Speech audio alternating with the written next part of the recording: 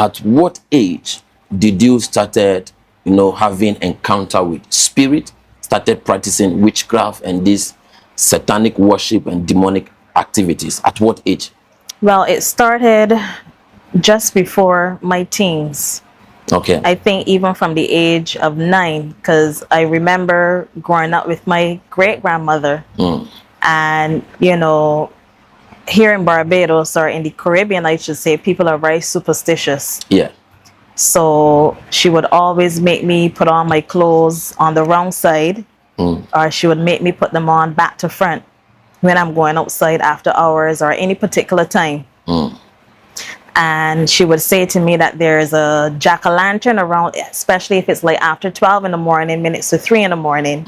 She would say there's a jack-o'-lantern, and I would be, I'm young, I don't know what is going on, and she's my elder, so I'm going to do what she's saying to do. But wear these clothes on the wrong side and back to front. And I remember a particular time. Like this clothes, then you wear inside out. Yeah, instead of wearing the clothes on the right side, I would wear it inside out, and then I will put the tag to the front and the front to the back. So like the buttons here will go to the back. Yes. That's what your grandma started doing with you. My great-grandmother. Your great-grandmother. Yeah, started doing with me. Is she a witch? It's only now I understand it was like an initiation. Oh, so she was initiating you into this witchcraft and demonic activities. That's what I now understand it to be of recent. Okay. So at night, she would see like a ball of light moving very quickly. And she would tell me it's a jack-o'-lantern at any time. What is jack-o'-lantern? What is that?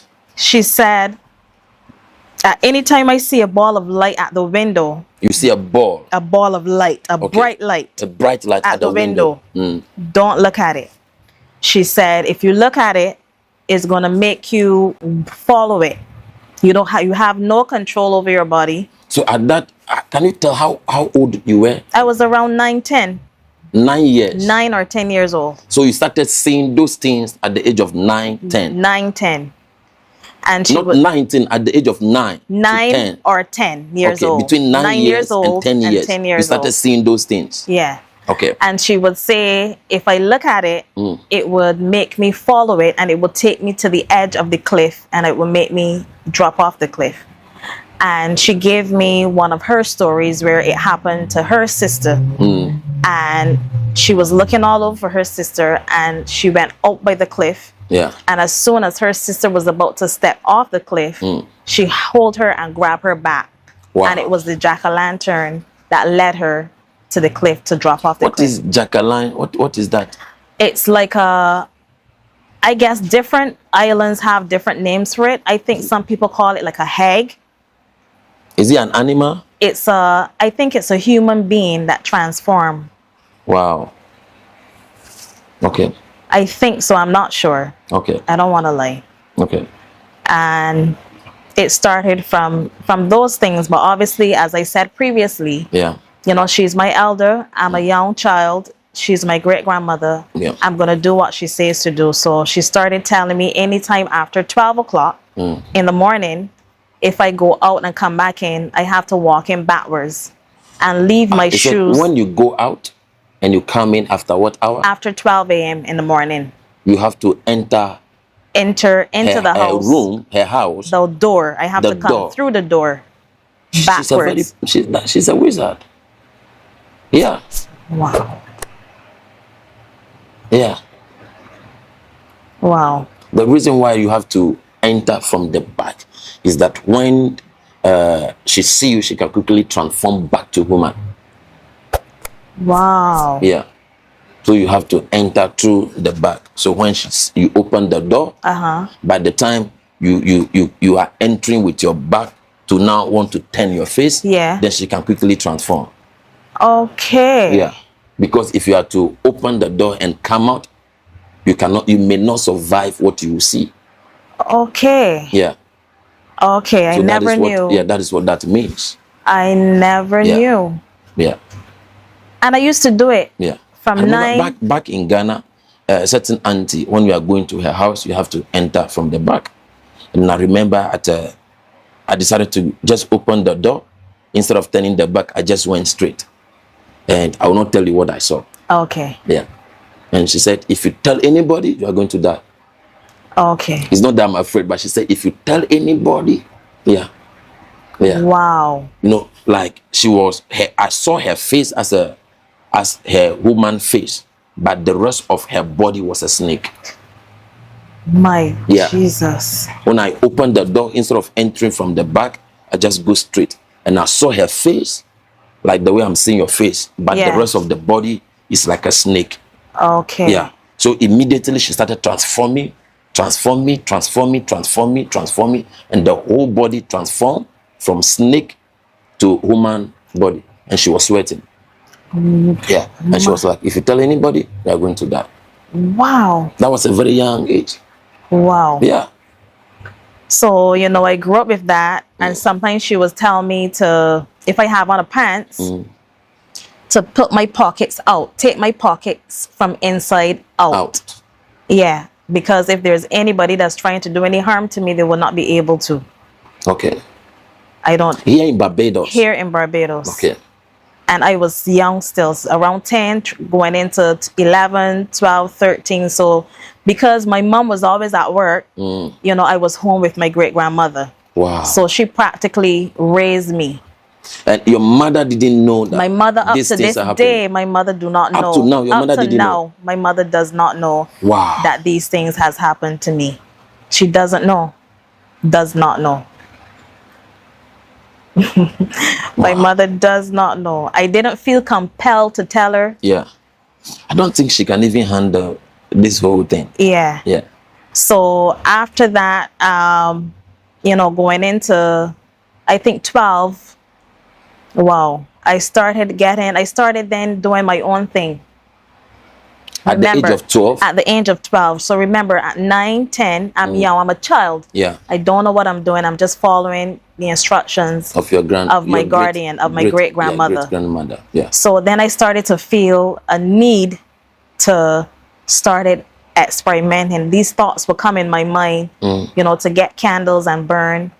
And I started summoning spirits. The spirit was speaking to you to get these candles, and burn, and start calling on spirits. So I started calling on demons and tell them to come. You don't even know anything about demons. I don't know anything about demons. But for some reason, you just feel like buying candles and you don't even know what you are doing. I don't know. Just normal white candles for if you have a storm or a hurricane that you would keep in the house. Yeah. I would use those plain white candles and just started to burn them and get paper and put underneath and write certain things.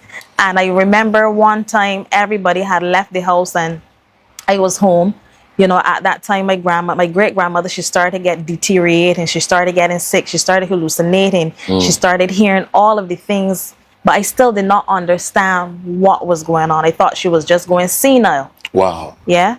Because she would be in her bed and she would shout for me and say, come and take her out of the water, out of this log that there's a man pulling at her toe. Wow. And he wouldn't leave her. Right? So I just used to go in there in her room for the sake of going in her room. But then I remember one day I went in the bathroom. I think it was the bathroom or the bedroom. And I sat on the floor. And I remember crossing my legs and I just started to call on spirits and tell spirits to come. I can't remember exactly because that was years ago. But I knew I did it. I said, spirits, come and do this, come and do that. Just come. And I invite them all into the house. Wow. I invite them all into the house. What happened from there?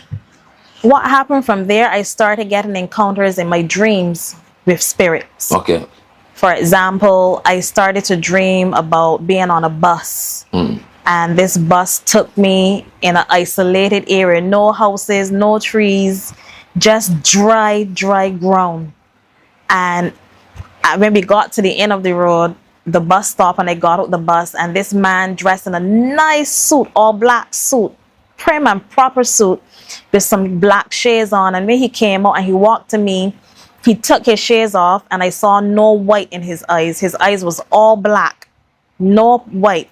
No white. No white. Just black. Just black. His entire eyes were black, and he started to scream. He started to scream like a like an unusual scream. Yeah. So from then I started having those encounters.